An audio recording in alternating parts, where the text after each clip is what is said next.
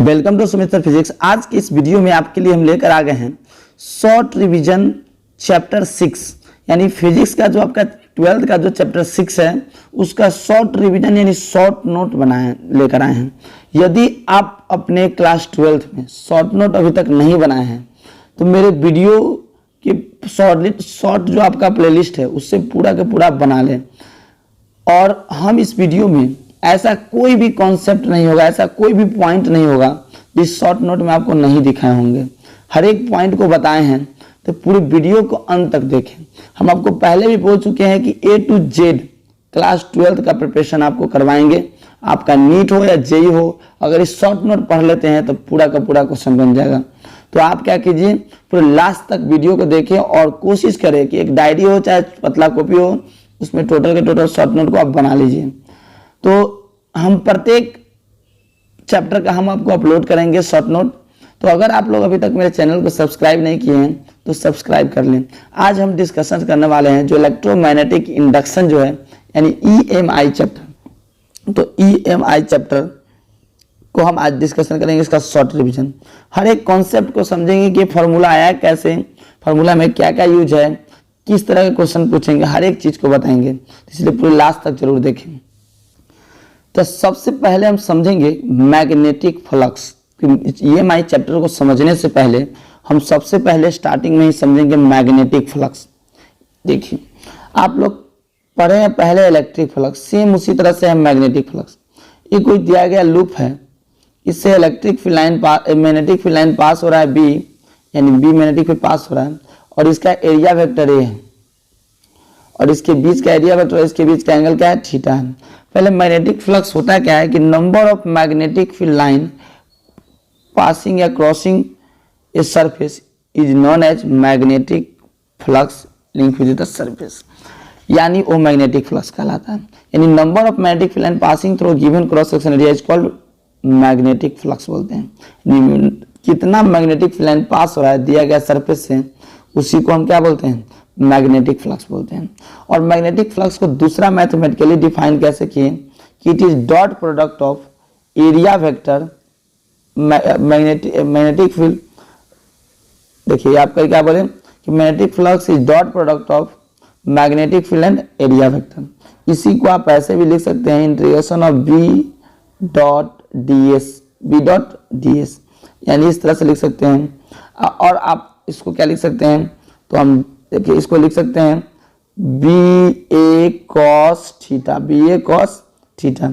यहाँ पे थीटा क्या है, एंगल बिटवीन एरिया वेक्टर और मैग्नेटिक फील्ड। एरिया वेक्टर क्या होता है, जो भी सरफेस दिया रहेगा उसके परपेंडिकुलर होते हैं। इसको थोड़ा समझ लेते हैं। देखिए हम लोग जो फार्मूला यूज किए यही मेन है, पहले इसी को समझते हैं उसके बाद आगे क्या करेंगे। घबराना नहीं है, A to Z कॉन्सेप्ट आपको बताएंगे। B डॉट A यहाँ से होता है BA cos थीटा। यहाँ पे जो देख रहे हैं, अब इसमें टर्म कौन कौन सा यूज है। देखिए हम EMI चैप्टर में पढ़ने वाले इलेक्ट्रोमैग्नेटिक इंडक्शन, इसमें क्या होता है ना कि हम लोग EMF प्रोड्यूस करते हैं किसी दिया गया कॉइल में मैग्नेटिक फ्लक्स को बदलने के कारण। तो सबसे पहले इसीलिए समझ रहे हैं कि मैग्नेटिक फ्लक्स है क्या। तो यहाँ पे जो देख रहे हैं B क्या है, मैग्नेटिक फील्ड है। क्या है, मैग्नेटिक फील्ड है, मैग्नेटिक फील्ड इंटेंसिटी, यानी मैग्नेटिक फील्ड इंटेंसिटी दिया हुआ। यहाँ पे A क्या है, एरिया वेक्टर और थीटा क्या है, angle between B and A, B और A के बीच का एंगल है। इस तरह से यहाँ पे दिया हुआ। अब देखिए कि ये जो एरिया वेक्टर है, एरिया वेक्टर है क्या, तो एरिया वेक्टर जो है वो एक वेक्टर क्वांटिटी है। एरिया वेक्टर एक वेक्टर क्वांटिटी है। तो वेक्टर क्वांटिटी के पास मैग्नीट्यूड भी होता है और डायरेक्शन भी होता है। तो एरिया वेक्टर का जो डायरेक्शन जो होगा, जो दिया गया सरफेस होगा, मान लीजिए स्क्वायर दे दिए, हम बोलेंगे इसका एरिया वेक्टर बताइए। तो इसका मान लीजिए अगर साइड दिया हुआ है A, तो क्या हो जाएगा, इसका एरिया इसका मैग्नीट्यूड कितना हो जाएगा, A स्क्वायर। तो जो इसका एरिया होगा वही मैग्नीट्यूड हो जाएगा, लेकिन डायरेक्शन जो होगा, जो सरफेस है उस पर क्या होगा, परपेंडिकुलर। यानी फ्लक्स का फॉर्मूला समझ गया, BA cos थीटा। तो आपको कुछ नहीं करना है, शॉर्ट नोट में आपको फ्लक्स का फॉर्मूला लिख देना है, कौन कौन सा टर्म वो लिख देना है। अब चलिए हम लोग समझते हैं। तो हम लोग फार्मूला देख लिए, मैग्नेटिक फ्लक्स का जो आप फार्मूला है वो देख लिए। और वो जो फॉर्मूला होता है क्या होता है, बी ए कॉस थीटा, याद रखिएगा। देखिए B is perpendicular to the surface, मतलब जो सरफेस है उसके अगर बी परपेंडिकुलर हो गया, मतलब क्या समझे कि ऑलरेडी हम जान रहे थे कि एरिया वेक्टर क्या होता है, उस सरफेस के परपेंडिकुलर होता है। यदि बी भी सरफेस के परपेंडिकुलर हो गया तो दोनों के बीच में एंगल कितना हो जाएगा, जीरो, यानी डेट इज एंगल अगर जीरो हो गया तब फ्लक्स क्या होगा, मैक्सिमम, क्योंकि हम लोग जानते हैं कि कॉस थीटा मैक्सिमम कितना होता है, 1, कब होता है, जब थीटा का वैल्यू क्या हो, जीरो हो। तो जीरो पे क्या होगा, फ्लक्स मैक्सिमम पास होगा। यदि पैरेलल हो जाए सरफेस के, मतलब ये आपका एरिया वेक्टर है, ये आपका एरिया वेक्टर है और ये मैग्नेटिक फील्ड सरफेस के पैरेलल हो जाता है, एंगल कितना आ जाएगा, 90 डिग्री। 90 डिग्री होगा तो क्या हो, मिनिमम होगा। In case of coil having an number of turn, अगर एक एन नंबर ऑफ टर्न होगा तो क्या हो जाएगा, एन बी ए कॉस थीटा। हम लोग जानते हैं कि वो क्या होता है, बी ए कॉस थीटा, तो एन लूप होता है एन बी ए कॉस थीटा। मैग्नेटिक फ्लक्स कैसा क्वांटिटी है, स्केलर। कैसे जान गए कि स्केलर है, क्योंकि डॉट प्रोडक्ट है। डॉट प्रोडक्ट कैसा प्रोडक्ट होता है, scalar product. Dot product always होता है स्केलर, और वेक्टर प्रोडक्ट क्या होता है आपका, यानी क्रॉस प्रोडक्ट क्या होता है, वेक्टर क्वांटिटी। तो स्केलर है तो इट में भी पॉजिटिव हो सकता है, नेगेटिव हो सकता है, जीरो हो सकता है। अभी हम लोग देखें डायमेंशन फॉर्मूला जो होता है, वो डायमेंशन फॉर्मूला भी जरूरत का चीज़ है, लेकिन डायमेंशन फॉर्मूला निकालना आप लोग को हम बताए हैं। अगर आप लोग तो वीडियो नहीं देखें तो प्लीज़ वीडियो देख लें। तो डायमेंशन फॉर्मूला हम बताए भी है, घबराना नहीं है, फिर हम रिपीट करेंगे, आपको बताएंगे भी अलग, ऐसे आपको याद कर लेना है। इस शॉर्ट रिवीजन इसको हम लॉन्ग तो नहीं बना सकते हैं ना, इसलिए आप याद करिए। मैग्नेटिक फ्लक्स का जो डायमेंशन फॉर्मूला है होता है एम एल स्क्वायर टी के पावर -2 ए के पावर -1। इस तरह से याद कर लेना इसको। एसआई यूनिट जो होता है मैग्नेटिक फ्लक्स का वो वेबर होता है, क्या होता है, वेबर यानी डब्ल्यू। और सीजीएस यूनिट होता है क्या होता है, मैक्सवेल होता है। देखिए ये हो गया एमकेएस यूनिट, वेबर, ये क्या हो गया, सीजीएस। अब हमको पूछ दे कि 1 वेबर इक्वल टू क्या होगा, तो 1 वेबर इक्वल टू 10⁸ मैक्सवेल। जैसे मैग्नेटिक फील्ड का टेस्ला होता था, ये होता था एमकेएस यूनिट, सीजीएस होता था क्या, गॉस, यानी गॉस होता था जी। आई होप कि यहाँ तक आप लोग समझ चुके हैं। अब समझते हैं हम लोग EMI, electromagnetic induction. Electromagnetic induction है क्या, यह एक फिनोमिना है। It is the phenomenon of, यानी एक फिनोमिनन ऑफ जनरेटिंग ईएमएफ। मतलब हम लोग का एक फिनोमिना है जिसमें क्या है कि ईएमएफ को जनरेट करते हैं। ईएमएफ मतलब इलेक्ट्रोमोटिव फोर्स, यानी वोल्टेज, यानी पोटेंशियल डिफरेंस, यानी potential difference by changing the number of magnetic field line of force, यानी flux, by changing the flux associated with the circuit. यदि कोई सर्किट है, ये कोई आपको दे दिया सर्किट या कोई लूप दे दिया, इसमें फ्लक्स को बदलकर, इस फ्लक्स को चेंज करके हम लोग इसमें जो ईएमएफ प्रोड्यूस करते हैं, यानी वोल्टेज प्रोड्यूस करते हैं, चाहे करंट प्रोड्यूस करते हैं, इसी फिनोमेना को क्या बोलते हैं, इलेक्ट्रोमैग्नेटिक इंडक्शन। हम ऑलरेडी इस चैप्टर में क्या पढ़ रहे हैं ना कि मैग्नेट से हम लोग प्रोड्यूस करने जा रहे हैं क्या, इलेक्ट्रिसिटी। अभी हम लोग देखिए बहुत सारे चैप्टर पढ़ चुके हैं जिसमें करंट अगर किसी बार में प्रोड्यूस करते थे, फ्लो कराते थे, तो इसके सराउंडिंग में मैग्नेटिक इफेक्ट आता था, यानी करंट से मैग्नेटिक फील्ड प्रोड्यूस करते थे, और मैग्नेटिक फील्ड से करंट प्रोड्यूस करेंगे। तो देखिए ईएमआई को समझ गए कि ईएमआई एक ऐसा फिनोमेना है जिसमें हम लोग क्या करते हैं, मैग्नेटिक फ्लक्स चेंज करके हम लोग ईएमएफ को इंड्यूस करते हैं, यानी प्रोड्यूस करते हैं। तो सबसे पहले हम लोग मैग्नेटिक फ्लक्स को बदलेंगे कैसे, उसको समझने से पहले एक फैराडे लॉ समझ लेते हैं। देखिए तो सबसे पहले हम फैराडे लॉ समझेंगे। देखिए हम नहीं लिख रहे हैं कि फैराडे लॉ क्या स्टेटमेंट दिया था, स्टेटमेंट हम नहीं लिखेंगे, क्योंकि हम आपको शॉर्ट रिवीजन करा रहे हैं, तो उसमें हम थ्योरी नहीं देंगे, आपको समझाएंगे टोटल, लेकिन थ्योरी नहीं देंगे। शॉर्ट में आपको शॉर्ट नोट में बस ज़्यादा पेज में नहीं होना चाहिए, इसलिए मेरा कोशिश रहना चाहिए कम पेज में शॉर्ट नोट आपका बन जाए। तो देखिए फैराडे पहला नियम आपका 2 लॉ दिया था, एक फर्स्ट लॉ दिया और दूसरा सेकेंड लॉ दिया। तो पहला लॉ क्या कहा कि अगर कोई दिया गया लूप में, मान लीजिए कि लूप है इस तरह से, मान लीजिए कोई कॉइल दे दिया इस तरह से, ठीक है, यहाँ पर हमने लगा दिया गैल्वेनोमीटर इस तरह से, यानी आप अब क्या कर रहे हैं, हम इस लूप में यानी मैग्नेटिक फ्लक्स को चेंज करते हैं, किसी तरह से करें, यानी कॉइल को मोशन कराए करवाएं तो इसको कराए किसी तरह से।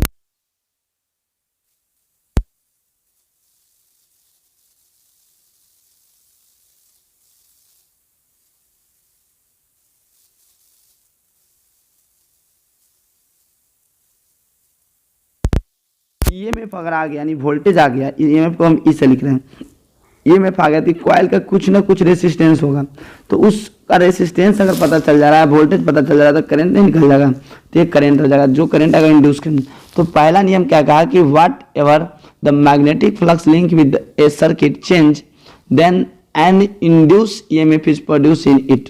यदि किसी तरह से इसमें हम लोग मैग्नेटिक फ्लक्स को बदलते हैं तो इसमें इंड्यूस ईएमएफ होगा, पहला नियम कहा। दूसरा नियम कहा कि उसमें जो ईएमएफ जो होगा, ईएमएफ यानी वोल्टेज जो आएगा ईएमएफ, वो क्या हो जाएगा, rate of change in magnetic flux के बराबर होगा। Rate of change in magnetic flux यानी क्या हुआ, ये हो गया आपका ईएमएफ का फार्मूला। ईएमएफ का आपको एक बार से फार्मूला लिख देना है, फैराडे में फार्मूला लिख देना है। फैराडे क्या दिया फार्मूला, माइनस ऑफ d∅/dt। यहाँ नेगेटिव साइन जो है, नेगेटिव साइन क्या इंडिकेट कर रहा है, नेगेटिव साइन इंडिकेट करता है कि इंड्यूस करंट जो सर्किट में प्रोड्यूस हुआ due to change in magnetic flux के कारण, जो क्या करेगा, ऑलवेज क्या करेगा, अपोज करेगा उस चेंज को। मतलब समझिए कि जिसके कारण मैग्नेटिक ईएमएफ प्रोड्यूस हो रहा है इसमें, वो क्या करेगा, जिसके कारण प्रोड्यूस हो रहा है उसको क्या करेगा, ये अपोज करेगा। ठीक है, वो समझाएंगे, लेंज ला दिया था, बस सीधे समझिए कि नेगेटिव साइन पोलैरिटी को बताता है, जो बैटरी का जो पोलैरिटी होगा उसको बताता है। देखिए तो हम लोग समझते हैं, एक एक करके समझते हैं कि क्या है। तो एक बार में हम आपको 4 चीज बताने जा रहे हैं, जिसमें पहला है इंड्यूस ईएमएफ। तो इंड्यूस ईएमएफ क्या होता है, rate of change in magnetic flux. अगर फाई में बदलाव नहीं होगा यानी कांस्टेंट रहेगा तो कांस्टेंट का डिफरेंशिएशन क्या होता है, 0, तो ईएमएफ नहीं होगा। लेकिन याद रखिएगा कि ईएमएफ का फार्मूला हो गया माइनस d∅/dt। तो ये वेरिएबल होगा तभी इंड्यूस ईएमएफ, मतलब फ्लक्स चेंज होगा तभी ईएमएफ जनरेट होगा। दूसरा, अगर n नंबर ऑफ टर्न होगा तो n से मल्टीप्लाई हो गया। अगर एवरेज लिख रहे हैं तो क्या होगा, change in flux by total time, यानी total flux by total time, ये हो गया। करंट निकालना है तो हम लोग जानते हैं करंट इक्वल टू क्या, यानी I इक्वल टू क्या होगा, V/R। V के जगह पे हम लोग रख दिए, यहाँ से एक फॉर्मूला आ गया I equal to -NR d∅/dt। एक एवरेज के टर्म में लिखना है तो क्या लिख दिए, ई निकल गया, तो इसको R से डिवाइड कर दिए रेसिस्टेंस से।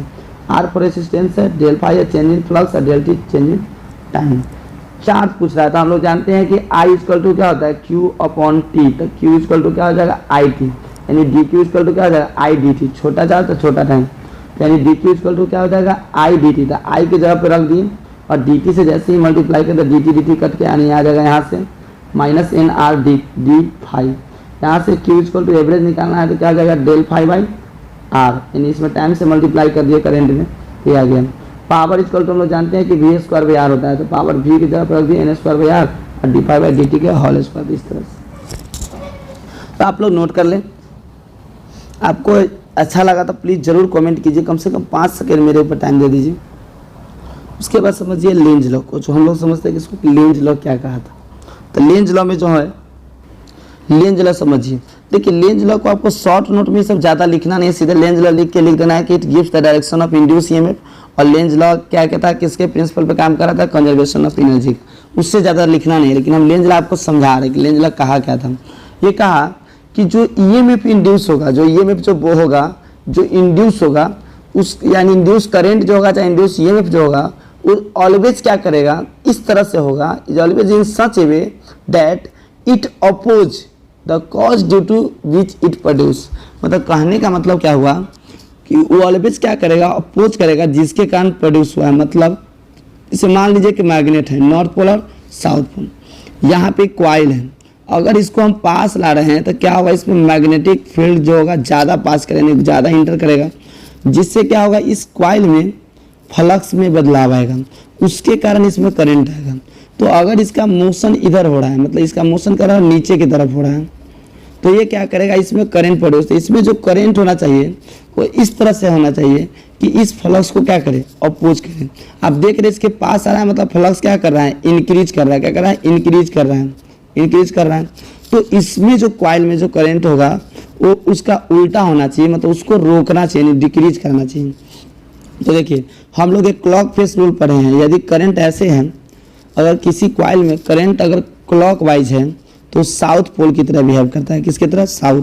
आप जैसे इसको पकड़ के देखिएगा, इस तरह से आप घुमाइएगा तो इसमें देख रहे हैं कि आपका फील्ड इसके क्या अंदर की तरफ आ रहा है। वही अगर नॉर्थ रहता है, एंटी क्लॉक रहता है, तो कौन सा पोल की तरफ बिहेव करता है, नॉर्थ की तरफ। तो इस दोनों याद रखिएगा क्लॉक फेस रूल को, क्योंकि देखिए आपको बोर्ड पे समझाना ये अच्छा है डायरेक्शन को, इसके लिए हम बताएंगे। देखिए सीधे आप याद रखिए, क्लॉक वाइज रहेगा तो साउथ, एंटी रहेगा तो नॉर्थ। तो ये जो आ रहा है मोशन की तरफ, नीचे की तरफ, तो मेरा कोशिश क्या रहना चाहिए, इसमें करंट कैसे होना चाहिए कि उसको अपोज करें। तो आप सिंपल लैंग्वेज में समझिए किसके कारण मैग्नेटिक फ्लक्स फील्ड क्या होना चाहिए, निकलना चाहिए, इसके कारण क्या निकलना चाहिए, यानी क्या होगा, नॉर्थ होना चाहिए, क्या होना चाहिए, नॉर्थ, क्योंकि नॉर्थ से मैग्नेटिक फील्ड क्या होता है, निकलता है। तो इसमें करंट कैसा होगा, नॉर्थ पोल होने के लिए करंट कैसा होना चाहिए आपका एंटी क्लॉक। तो देखिए आप ऐसे भी समझ सकते हैं सिंपल लैंग्वेज में कि आएगा, अगर कॉइल आ रहा है तो आने नहीं देगा और जाएगा तो जाने नहीं देगा। तो कौन सा पोल आ रहा है, नॉर्थ पोल, तो इसको भी क्या होना होगा, नॉर्थ पोल। यही अगर जाता, अगर इस साउथ पोल आते रहता, मान लीजिए साउथ पोल आ रहा है तो ये आएगा तो आने नहीं देगा। तो कौन पोल होना चाहिए, भी साउथ होना चाहिए, क्या होना चाहिए, साउथ, क्योंकि आएगा तो साउथ साउथ क्या करेगा, रिपेल, तो साउथ रहेगा तो करंट क्या होगा, क्लॉकवाइज। तो ये समझिए कुछ नहीं है कि आपका डायरेक्शन इंड्यूस करंट का दिया था और एनर्जी ऑफ कंजर्वेशन का काम करता। देखिए तो लेंज लॉ के अकॉर्डिंग हम लोग देख रहे हैं कि क्या बोला था कि जैसे ही फ्लक्स, जैसे मैग्नेट को इस कॉइल के पास लाइएगा तो इसमें क्या आएगा, फ्लक्स में बदलाव आएगा और इसमें क्या जनरेट होगा, ईएमएफ, और ईएमएफ जैसे ही आया और इस कॉइल का कुछ रेसिस्टेंस होगा तो करंट आ जाएगा। तो उस इंड्यूस करंट का डायरेक्शन बताया था। तो देखिए मोशन कॉइल को क्या कर रहे हैं, आगे की तरफ ले जा रहे हैं। आपको सिंपल लैंग्वेज में हम शॉर्टकट समझाएं कि आएगा तो आने नहीं देगा, मतलब नॉर्थ पोल आ रहा है तो इसको कौन होना चाहिए, नॉर्थ होना चाहिए, क्या होना चाहिए, नॉर्थ, यानी जिसके कारण इसमें करंट प्रोड्यूस हो रहा है उसको क्या करता है, वो जो करंट के कारण जो मैग्नेटिक फ्लक्स होगा वो जिसके कारण प्रोड्यूस हो रहा है उसको क्या करेगा, अपोज करेगा, यानी आ रहा है तो आने नहीं देगा, यानी नॉर्थ हो गया तो करंट क्या होगा इसमें, इस तरह से हो गया एंटी क्लॉकवाइज। वही एक कॉइल जा रहा है, तो जा रहा है तो उसको जाने नहीं देगा, तो इसको किसको होना चाहिए, क्या होना, साउथ, और साउथ रहता है तो करंट क्या आता है, क्लॉक। तो इस तरह से हम लोग करंट का डायरेक्शन सिंपल निकाल सकते हैं मैग्नेट के द्वारा। अब देखिए यहाँ साउथ पोल आ रहा है तो उसको आने नहीं देगा, तो इसको क्या होना होगा, साउथ होना होगा, क्या होगा, देखिए कौन सा पोल इस कॉइल के पास आ रहा है, साउथ, तो क्या होगा, इसको भी होना साउथ, इसमें करंट क्या हो जाएगा, इस तरह से क्लॉकवाइज हो जाएगा। ये जा रहा है तो उसको जाने नहीं देगा, तो कौन सा पोल यहाँ पे आएगा, नॉर्थ, क्योंकि नॉर्थ साउथ क्या करेगा, अट्रैक्ट करेगा, तो यहाँ पे क्या उसको जाने नहीं देगा, तो इसमें क्या हो जाएगा आपका करंट एंटी क्लॉक। तो इस तरह से हम लोग क्या करेंगे, इंड्यूस करंट का डायरेक्शन दिया गया कॉइल में क्या करेंगे, निकाल लेंगे। और आपको सिंपल ऐसे भी बता दिए हैं कि अगर नॉर्थ है, साउथ है, मैग्नेटिक फील्ड इस तरह से अगर इसके पास ला रहा है तो मैग्नेटिक फील्ड क्या हो रहा है, इसमें बढ़ रहा है, यानी फ्लक्स बढ़ेगा तो ईएमएफ क्या होगा, इसमें जनरेट होगा, और ईएमएफ जो जनरेट होगा यानी जो करंट आएगा, अब उस करंट के कारण जो फ्लक्स होना चाहिए वो क्या होना चाहिए, उसके उल्टा होना चाहिए।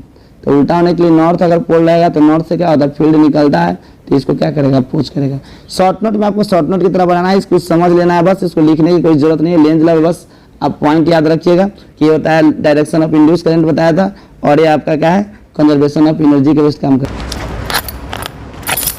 मान लीजिए कोई रॉड है, कोई कंडक्टिंग रॉड है जिसका लेंथ एल है, v वेलोसिटी से अगर मूव कर रहा है मैग्नेटिक फील्ड बी में, तो मोशनल ईएमएफ क्या होगा।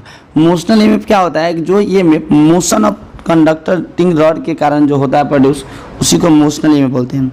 तो मोशनल ईएमएफ का फॉर्मूला क्या आ जाएगा, बी वी एल, यानी ये फॉर्मूला होगा B V L, B for magnetic field, V for velocity और L for length of rod, ये आपका फॉर्मूला हो गया बी वी एल। ये कैसे होता है सबसे हमको मतलब नहीं, क्योंकि शॉर्ट नोट अभी बना रहे हैं, ज़्यादा लॉन्ग हो जाएगा तो फिर आपको बोरिंग हो जाएगा, उसके लिए हम लॉन्ग वन शॉर्ट रिवीजन हम करवाएंगे।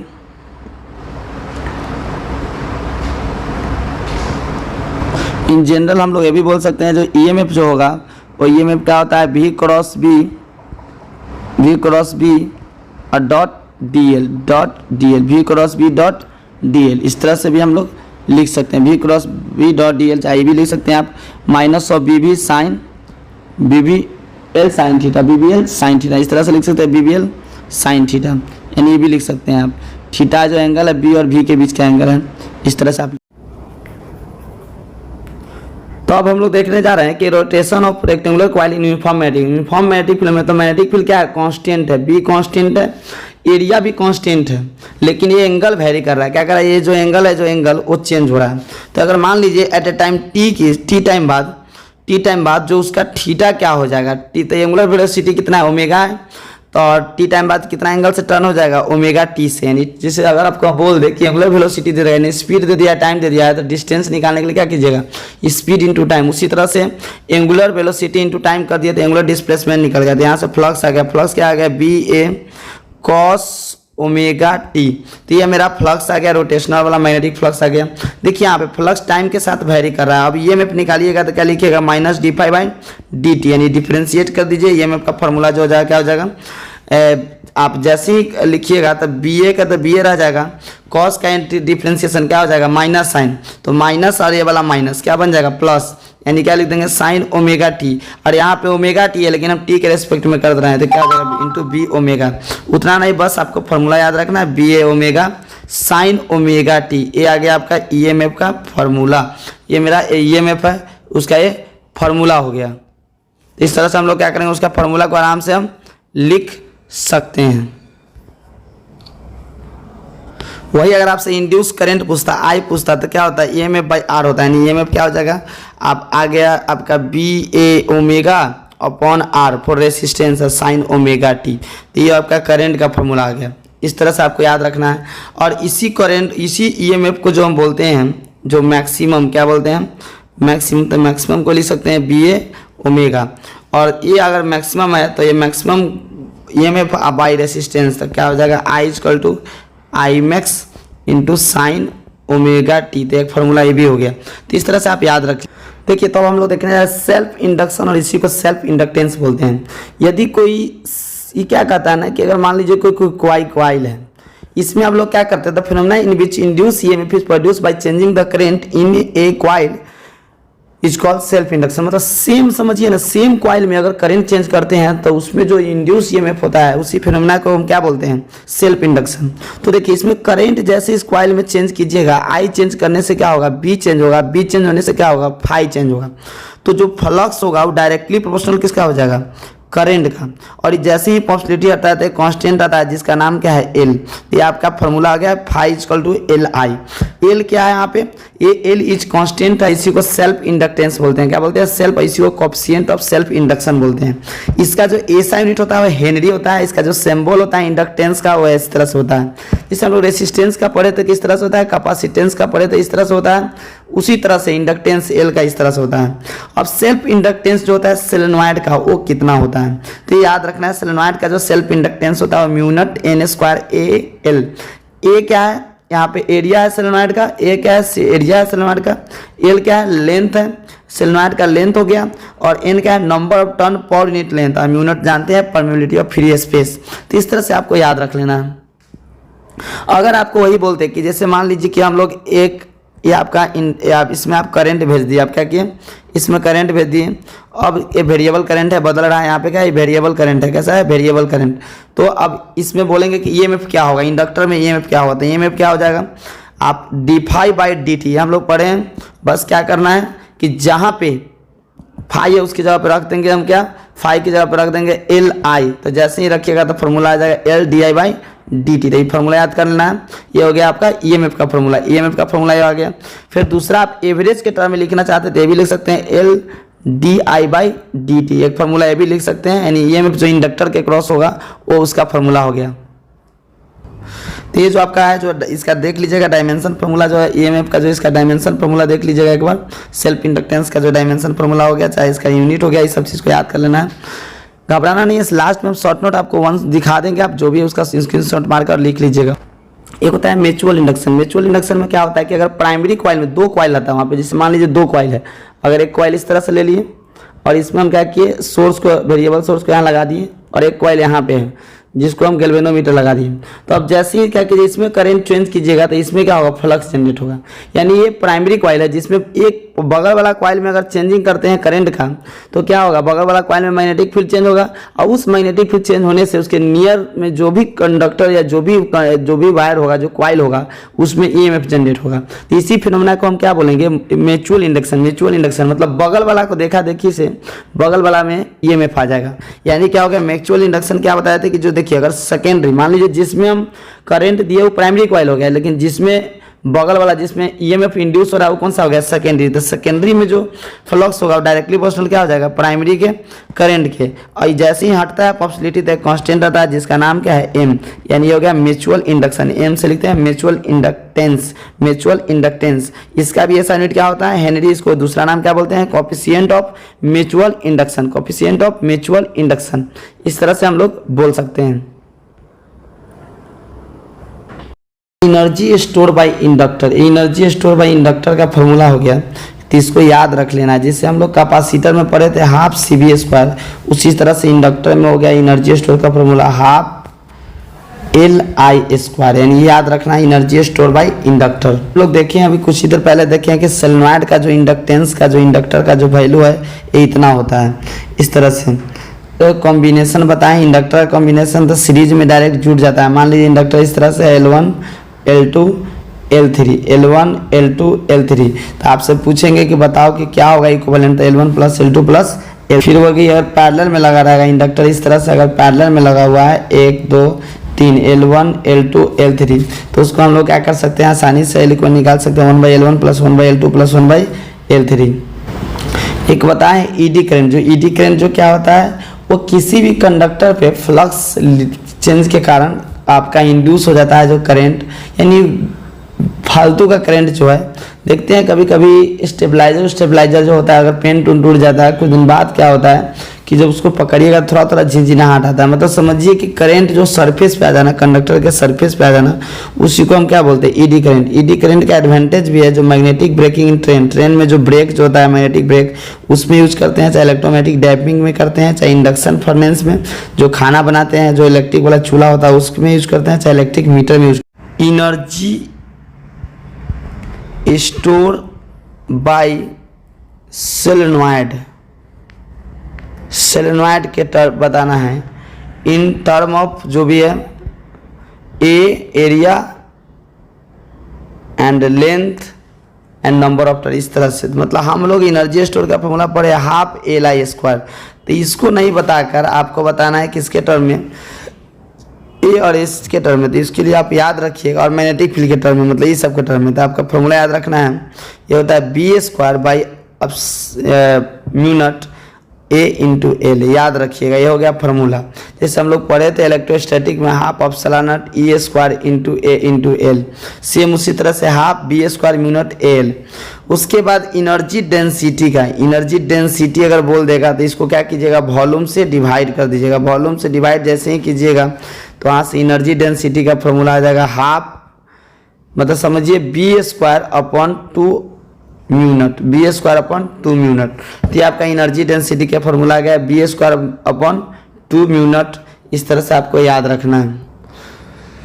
आपको मेरा वीडियो अच्छा लगा होगा, प्लीज़ आप लोग मेरे चैनल को सब्सक्राइब कर लें, और ज़रूर आप मेरे चैनल पे हमेशा बने रहें, क्योंकि मैं आप बस 1 महीना बाद आपका कंटिन्यू वीडियो अपलोड करेंगे। शॉर्ट क्वेश्चन, लॉन्ग क्वेश्चन, एक बोर्ड का प्रिपरेशन के लिए पूरा भीड़ जाएंगे 1 महीना बाद से। तो आप लोग अभी तक सब्सक्राइब नहीं किए तो चैनल को सब्सक्राइब कर लें। यहाँ से आप लोग चाहिएगा तो यहाँ से आराम से क्या कर सकते हैं, आप शॉर्ट नोट को लिख सकते हैं। यहाँ से पूरा हम आपको दिखा दे रहे हैं, एक बार यहाँ से लिख लीजिए, स्क्रीनशॉट मार के लिख लीजिए। तो इस तरह से आप लिख सकते हैं, हम आपको धीरे धीरे करके पूरा दिखा देते हैं।